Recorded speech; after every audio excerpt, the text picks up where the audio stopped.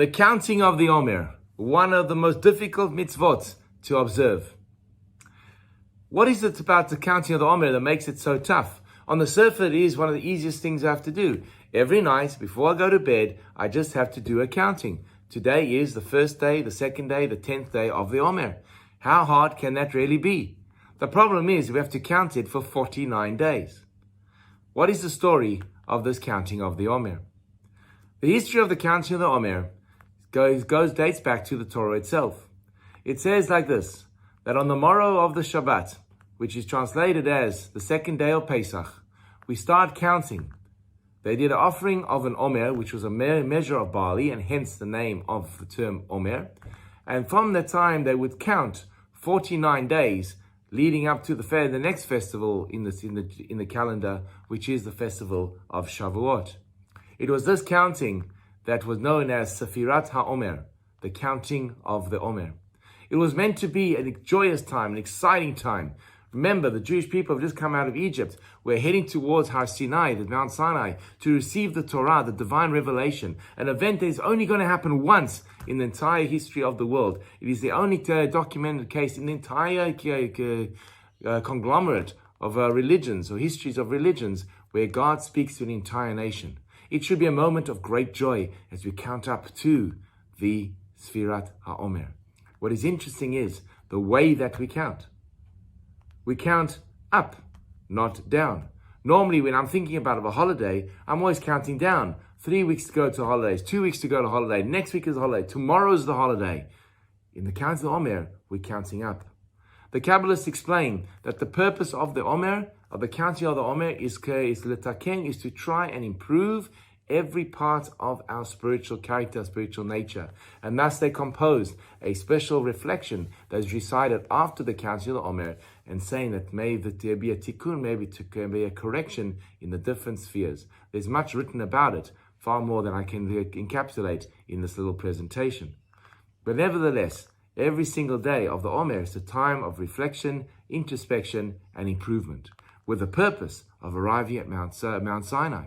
So as such, it should be a very happy time. What went wrong? Our rabbis describe that two key events take place. Number one was the death of the students of Rabbi Kiva. Rabbi Kiva was the greatest Torah scholar of his time. He created a network of schools which was unparalleled. 24,000 students studied in Rabbi Kiva's school. They learned his Torah. And what was his great teaching? V'ahavta l'recha kamocha. Love your fellows yourself. Zeh klal gadol b'Torah. This is the great teaching of the Torah. What happened? A tragedy struck because the students, lo nahagu kavod zeh lazeh, they did not respect one another. They did not take the lesson of their teacher and did not apply it to themselves. And as such, writes the Talmud in Masechet Tractate Yavamot, that 24,000 of these students all perished. There's historical reasons for that. We have to make another video. But the 24,000 students of Rabbi Kiva left a mark that has been felt to this very day. Rabbi Kiva, to his credit, Rabbi Kiva became the symbol of the Jewish people. Rabbi Kiva went along and said, I've lost all this. My entire life work has been taken from me. He starts again. And he starts with 5 new students. And from these 5 students, the entire Talmud that we have looking behind me on that shelf over there, the entire Talmud is collected and transmitted, and the transmission of Torah continues. The great tragedy of Rabbi Kiva's students was, had they survived, imagine how much larger the Jewish library would have been.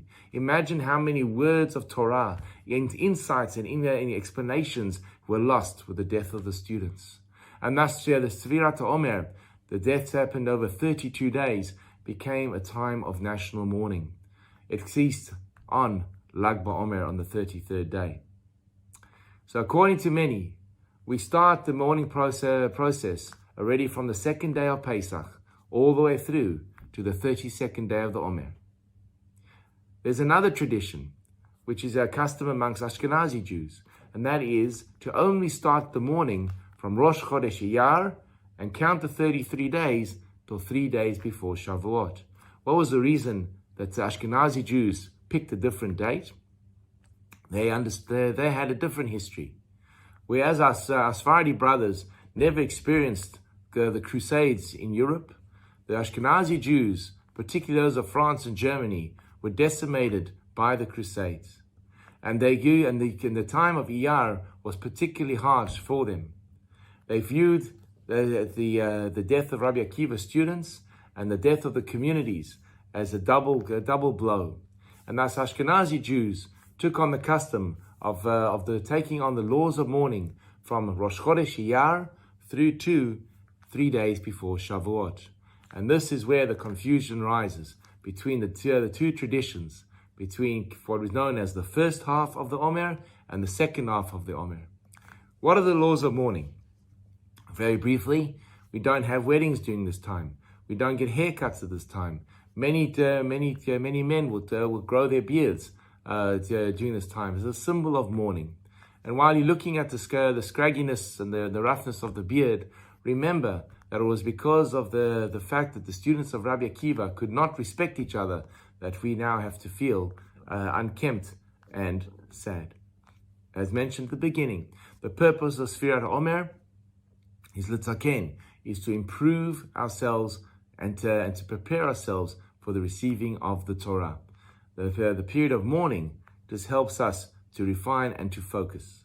It is fascinating that in the 6th chapter of Pirkei Avot, it writes that there are 48 ways to acquire the Torah. And number 32 is respecting the opinions of other scholars.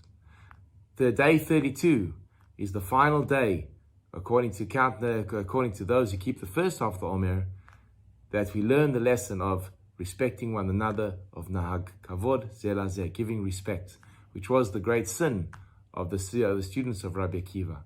And thus the plague stops on Lag BaOmer, day 33.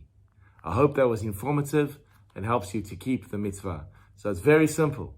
Keep the count every single day. Don't miss one.